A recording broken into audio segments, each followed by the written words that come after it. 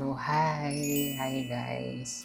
By the way, meron nga pala akong binili guys na mga books from National Bookstore. And itong mga books na to guys, actually super tagal na nito. So actually guys, may mga books akong binili from National Bookstore. And yung mga books na yon super tagal na. January, March, April, May, June, July. 5 months. 5 months na.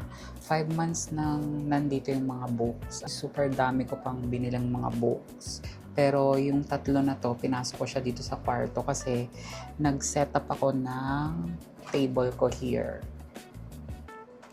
Actually, nagbabasa ako ng book. This is The Boyfriend by Frida. And Kindle to guys. And may binili nga akong book. Itong mga book na to ay hindi siya mga books na for TikTok or yung mga TikTok recommended books. This book is, I've got it for sale. Sale siya for 50 or 75%, something like that. So, gumagana naman yung audio. Wait lang. This is the books, guys. Books, yes. This is all thriller books na I've got from National Bookstore. This is the first one, The Maiden. I think I've got this for 150 something. Pero look, tignan nyo yung price niya. It's 500 pesos. Wow! Or 89 ko lang siya nabili. Basta ganun siya kalala yung sale niya before.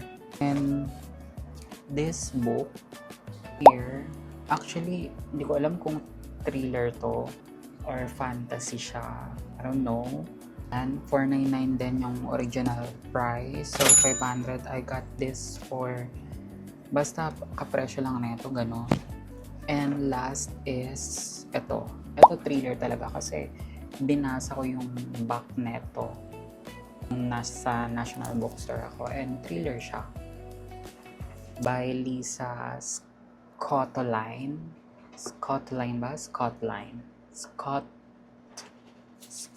Basta yan na yan.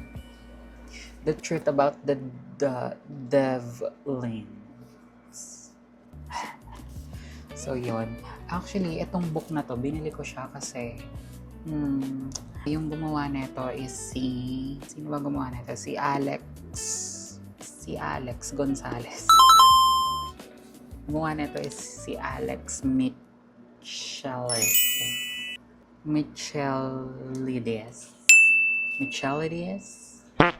Basta siya yung gumawa ng The Silent Patient. And yung The Silent Patient, nagustuhan ko siya kahit papano. Kaya I think magugustuhan ko rin to. Yun lang mga nabili kong books guys. Actually meron pa. 3 lang yung pinasok ko kasi sobrang gusto ko maging functional yung table ko. Wow!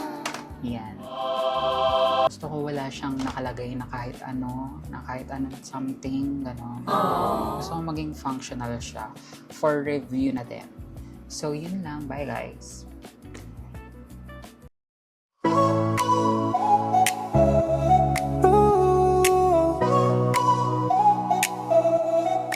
Friday clock just